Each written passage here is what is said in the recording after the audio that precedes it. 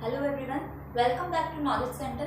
हम पढ़ रहे थे class 10 geography chapter number 4 agriculture and today will be dealing with the last topic of the chapter that is impact of globalisation on agriculture, यानी कि globalisation का agriculture के ऊपर क्या असर पड़ा है। तो सबसे पहले हमें ये जानना जरूरी है कि व्हाट इज ग्लोबलाइजेशन। देखो 1991 में इंडिया की जो न्यू इकोनॉमिक पॉलिसी आई थी उसके अंदर 3 ट्रेंड्स इंडिया के अंदर स्टार्ट हुए थे, liberalisation, privatisation and globalisation.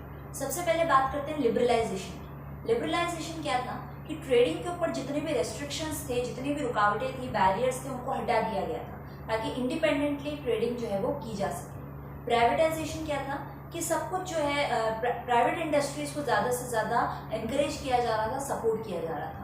Next globalisation क्या होता है कि ग्लोबल लेवल पर, इंटरनेशनल लेवल पर जो है हमारी इंडियन इकोनॉमी डील करेगी, ट्रेडिंग ट्रांजेक्शन्स करेगी with the economies of the rest of the world.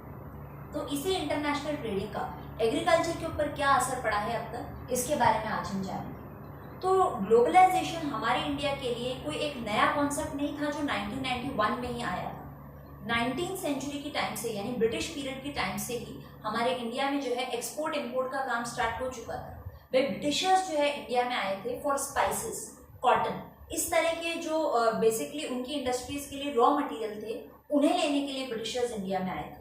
हमारे इंडियन स्पाइसेस जो हैं वो पुराने समय से ही बहुत ज़्यादा all over the world great demand में रहे हैं। तो इनका एक्सपोर्ट एंड इम्पोर्ट का जो बिजनेस है वो ब्रिटिशर्स ने काफ़ी समय पहले से ही 19th सेंचुरी के स्टार्टिंग से ही हमारे देश में आकर स्टार्ट कर दिया था।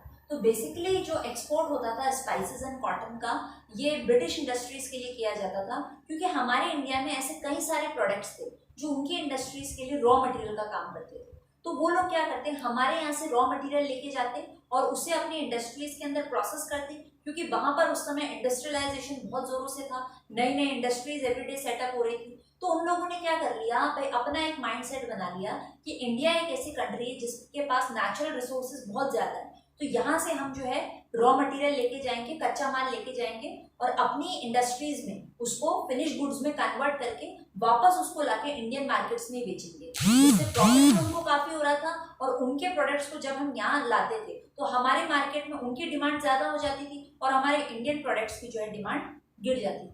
तो इस तरह से ये ब्रिटिशर्स का एक गेम था, एक चाल थी कि किस तरह उन्होंने हमारी इंडियन इकोनॉमी को ग्रेजुअली पूरी तरीके से डिस्ट्रक्ट कर दिया था, डिवास्टेट कर दिया था। इसी एरा में एक मूवमेंट, बहुत पॉपुलर मूवमेंट चला था, चंपारण मूवमेंट, बिहार के अंदर इन द ईयर 1970। इसमें हमने हिस्ट्री में भी अर्लियर क्लासेस में पढ़ा है कि भाई इसमें क्या हुआ था कि जो फार्मर्स थे बिहार के, उनको फोर्स किया जा रहा था कि आपको इंडिगो यानी नील का कल्टीवेशन जो है करना है और उसकी जगह फार्मर्स को जो है फूड ग्रेन्स का प्रोडक्शन बंद करना पड़ेगा।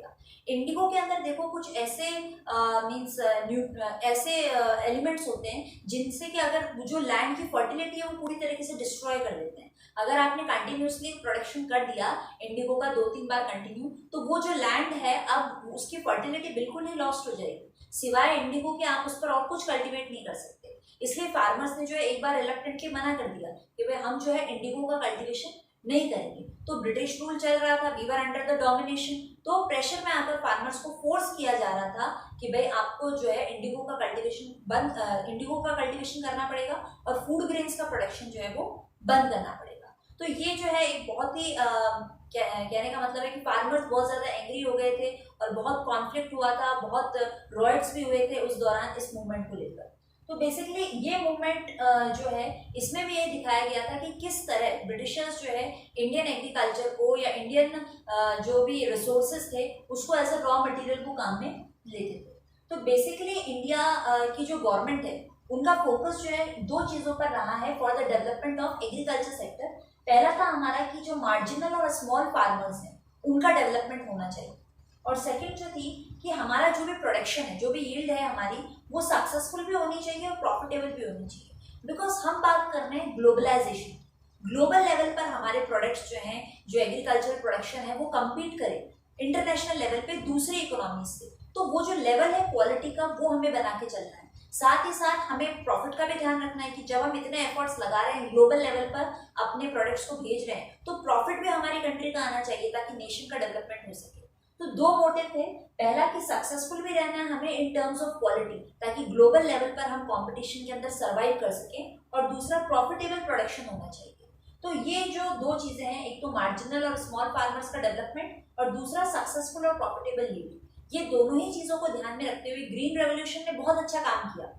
भाई जो प्रोडक्शन है वो इंक्रीज हुआ, हमारी क्वालिटी भी मेंटेन रही, हम एक्सपोर्ट इंपोर्ट करने लायक बन गए, फूड सिक्योर हो गया हमारा नेशन। ग्रीन रेवोल्यूशन ने काफी सारा जो है पॉजिटिव इम्पैक्ट डाला इंडियन एग्रीकल्चर के ऊपर। लेकिन हर चीज के देखो, हर सिक्के के दो पहले होते हैं, एडवांटेजेस भी होते हैं, डिसएडवांटेजेस भी होते हैं। तो इसी तरह ग्रीन रेवोल्यूशन की कई सारी कंट्रोवर्सीज भी अराइज होगी कि भाई ग्रीन रेवोल्यूशन की वजह से गवर्नमेंट ने कई सारी subsidies, irrigation facilities, power supply, कई सारी फैसिलिटीज जो है फार्मर्स को प्रोवाइड करे। अब इन सब रिसोर्सेज का क्या हुआ, फार्मर्स कई बार प्रॉपरली मैनेज नहीं कर पाए, इनएफिशिएंसी हो गई मैनेजमेंट के अंदर। भाई वाटर सप्लाई गवर्नमेंट ने दे रखी है, तो आप वाटर सप्लाई को रेकलेसली यूज कर रहे हो, आपको नहीं पता है, ओवर यूज कर रहे हो, वेस्टेज कर रहे हो वाटर का। भाई ऑलरेडी हमारे इंडिया में बहुत बड़ा पार्ट है जो कि वाटर क्राइसिस भी फेस कर रहा है।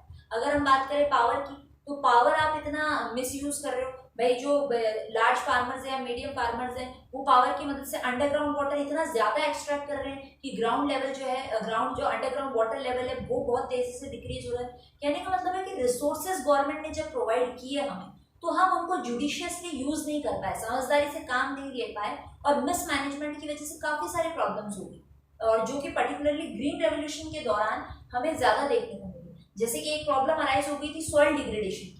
भाई जो फर्टिलाइजर्स हैं, पेस्टिसाइड्स हैं, केमिकल्स हैं, उनका जो है प्रॉपर यूज नहीं हो पा रहा है, जरूरत से ज्यादा यूज हो गया।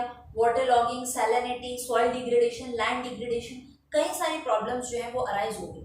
तो कहने का मतलब है कि हमने एडवांटेजेस भी बहुत सारे देखे और डिसएडवांटेजेस भी हमने जो है बहुत सारे फेस किए।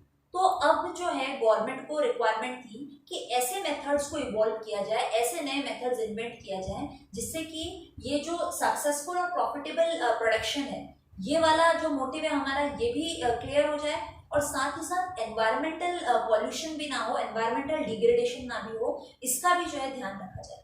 तो इन्हीं चीज़ों को माइंड में रखते हुए गवर्नमेंट ने कुछ अलग टेक्निक्स निकाली, जैसे कि जेनेटिक इंजीनियरिंग, जिसमें क्या होता था, हाइब्रिड सीड्स का जो है प्रोडक्शन किया जाता था, इन्वेंशन किया जाता था। कहने का मतलब है कि दो वैरायटीज को कंबाइन करके आप एक नई वैरायटी फॉर्म करोगे जो कि एक अलग नए टाइप का प्रोडक्ट देगी आपको। तो ये क्या है, एक ऐसा टेक्निक थी गवर्नमेंट की जो कि ग्लोबल लेवल पर आपको एक यूनिक प्रोडक्ट देगा, एक अलग ही फेस देगा, जो कि आपको कंपटीशन के अंदर सर्वाइव करने में बहुत ज्यादा हेल्प करेगा। तो ये तो हो गया जेनेटिक इंजीनियरिंग। सेकेंड जो टेक्निक थी that is organic farming. Organic farming में क्या होता था, भाई जितने भी केमिकल फर्टिलाइजर्स हैं, केमिकल पेस्टिसाइड्स हैं, इनका इस्तेमाल बिल्कुल नहीं किया जाता था।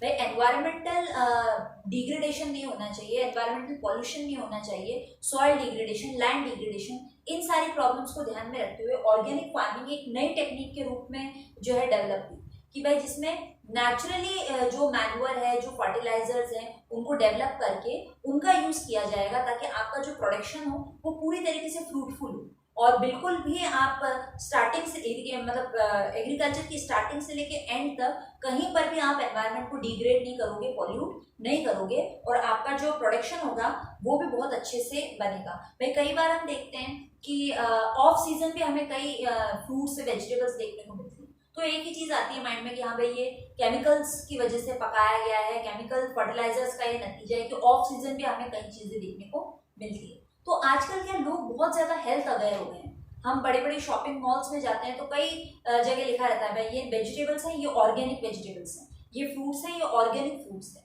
क्योंकि लोग अवेयर हो गए हैं रिगार्डिंग द हेल्थ इश्यूज। हर कोई चाहता है कि भाई कम खाएं लेकिन बेस्ट खाएं, अच्छा खाएं। तो हर कोई जो है आज लोग अवेयर हैं कि भाई ये ऑर्गेनिक केमिकल फर्टिलाइजर्स से किस तरह एग्रीकल्चरल प्रोडक्शन सफर करता है, और फिर जो प्रोडक्ट निकल के आता है वो भी हेल्थ के लिए अच्छा बिल्कुल भी नहीं होता है। तो ऑर्गेनिक प्रोडक्ट्स आजकल बहुत ज्यादा डिमांड में है, क्योंकि लोगों को ये चीज माइंड में है कि ऑर्गेनिक फार्मिंग से जो चीज डेवलप हुई है उसके अंदर नेचुरल फर्टिलाइजर्स जो है काम में लिए गए होंगे, सारा ही इनपुट जो है वो नेचुरल काम में लिया गया होगा। तो इसी डायरेक्शन के अंदर गवर्नमेंट ने आजकल कई सारी टेक्निक्स निकाली हैं कि किस तरह रूरल एरियाज के अंदर हम देखते हैं कि घर का जो वेस्ट होता है उसको किस तरह प्रोसेस करके नेचुरली मैन्योर तैयार किया जाता है, नेचुरली फर्टिलाइजर्स तैयार किए जाते हैं। तो ये सारी क्या है, गवर्नमेंट की एफर्ट्स हैं, कोशिशें हैं, ताकि ऑर्गेनिक फार्मिंग और जेनेटिक इंजीनियरिंग जैसी जो टेक्निक्स हैं उनको ज़्यादा से ज़्यादा प्रमोट किया जाए। जेनेटिक इंजीनियरिंग के लिए फिर भी बहुत ज़्यादा रिसर्च एंड डेवलपमेंट करना पड़ता है गवर्नमेंट को, ताकि ये हाइब्रिड वैरायटीज डेवलप की जा सके। बल्कि ऑर्गेनिक फार्मिंग एक ऐसी टेक्निक है जो कि हमें रूरल एरियाज के अंदर भी आजकल देखने को मिलती है, क्योंकि गवर्नमेंट ने इस डायरेक्शन के अंदर काफ़ी ज़्यादा काम किया है।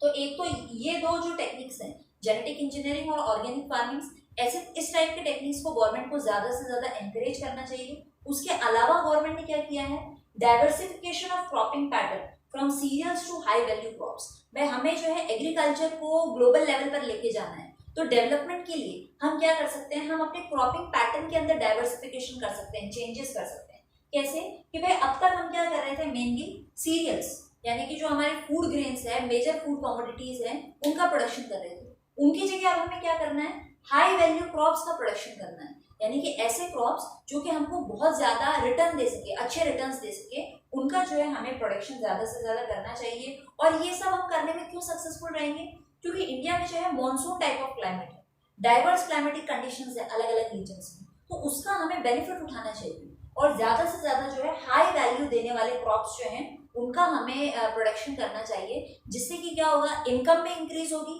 और जो है reduction in environmental degradation, environment को जो नुकसान पहुंचता है उसके अंदर भी कमी आएगी। जैसे भाई हम एग्जांपल ले लेते हैं, राइस और व्हीट, दो सबसे इंपॉर्टेंट सीरियल्स जिनका की प्रोडक्शन हमारे इंडिया में बहुत ज्यादा होता है। ग्रीन रेवोल्यूशन के दौरान भी सबसे ज्यादा जो इंक्रीज हुआ था वो इन्हीं दो सीरियल्स में हुआ था, राइस एंड व्हीट। तो अगर हम इनका कल्टीवेशन करते हैं तो राइस के अंदर हम सभी जानते हैं कि इरिगेशन फैसिलिटी कितनी ज्यादा चाहिए रहती है, तो वाटर कंजम्पशन बहुत ज्यादा लेता है।